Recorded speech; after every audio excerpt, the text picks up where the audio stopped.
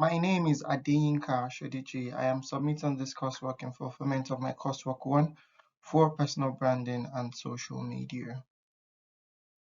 This topic is going to be discussed along three major headlines. The introduction, where I talk about personal branding and social media, my personal brand.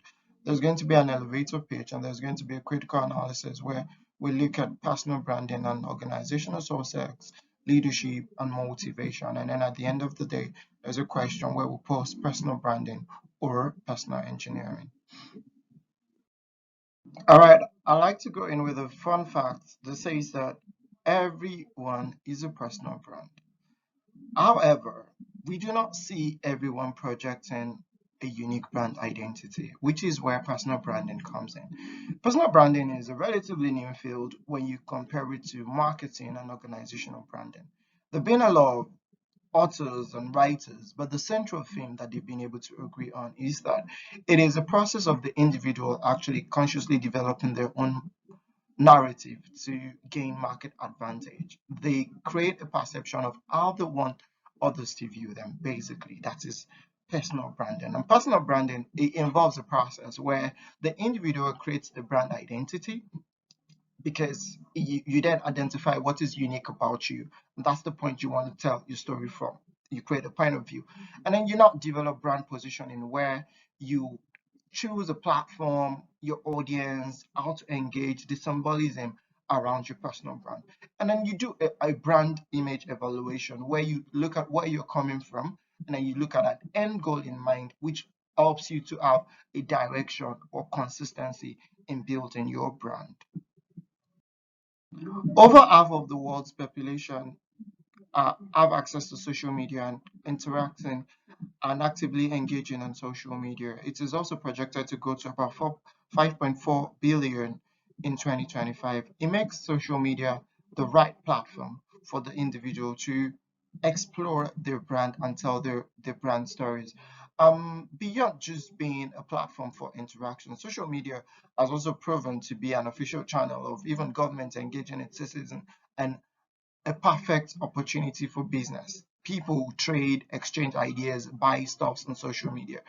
At 4.5 billion people communicating on social media, interacting and engaging in 2022, it is the perfect opportunity for the individual to put themselves out there and explore the narrative that they want to be perceived by.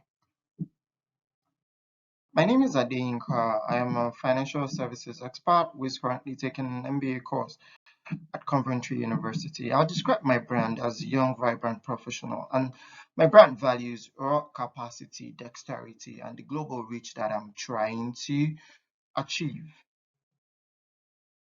Positioning my brand is key to actually achieving my brand identity objectives. And in doing that, I understand that given my professional background, the LinkedIn platform is the more appropriate channel for my brand positioning because that's where I can grow my network of professionals.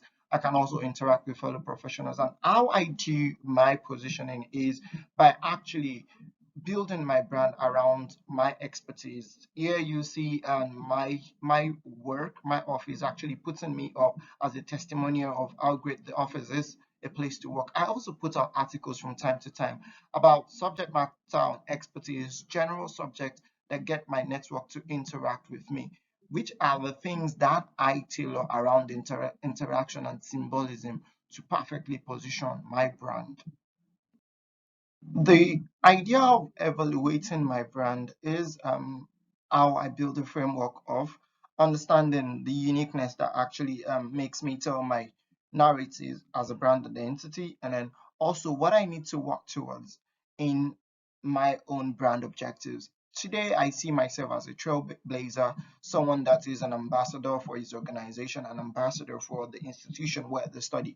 However, where I want to be is to become an industry leader, which means acquiring professional experience, leadership experiences, which I mean, grateful enough. That's some of the things that I'm beginning to learn at the MBA program in Coventry. And then ultimately, I want to become a global icon like Barack Obama that just transcends just some part of professionalism, but somebody that has a world view of things and is respected and is identified as a global brand. Hello, Dr. Linda. My name is Adeyinka Shidiji.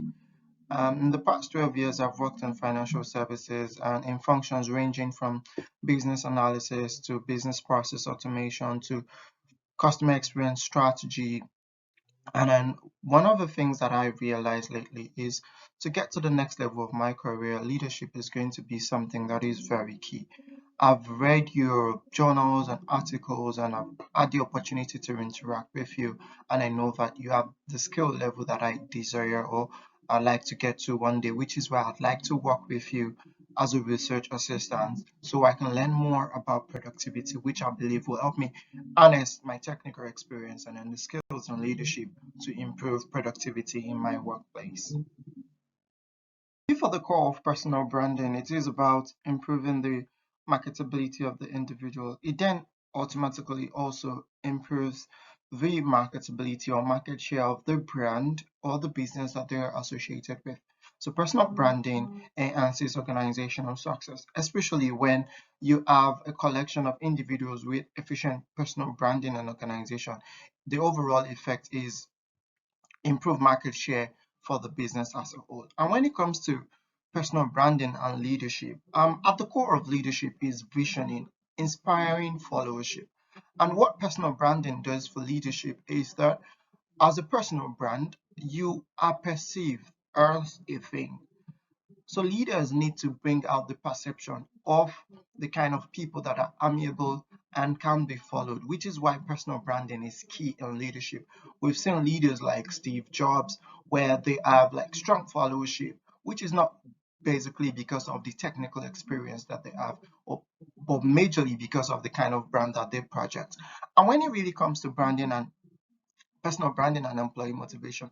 At the core of motivation is being able to find a suitable reward system to reward results. However, much more than that, the Abraham Maslow hierarchy of needs actually does something which other theories necessarily doesn't do. It identifies the individual, it places them in a place where there is a cadre that they go through, whether it's at work, whether it's outside. It speaks to the existential needs of the human person. And so you can find a way, you can level with people at different levels that they are in that hierarchy of needs and motivate them, which works best when motivation actually is from within, not based on material things that are actually exhaustible. My final thoughts on personal branding is personal brands are supposed to be consistent with the individual values. But when you find people creating an impression or expressing a narrative that are not consistent with their everyday life, where do you place this conflict? Especially when it is being portrayed via social media. We've heard about fake it till you make it and all of these narratives. And then what this does is sometimes it diminishes the role of subject matter expert when they speak, for example, about leadership. But because somebody is a sporting icon that do not necessarily have this experience, they can also like have a say in this critical field because of the kind of followership that they get via social media. So there is personal branding and there is personal engineering. We have to be able to identify which is which so that we can engage and then we can also retain some kind of credence when it comes to personal branding. Thank you.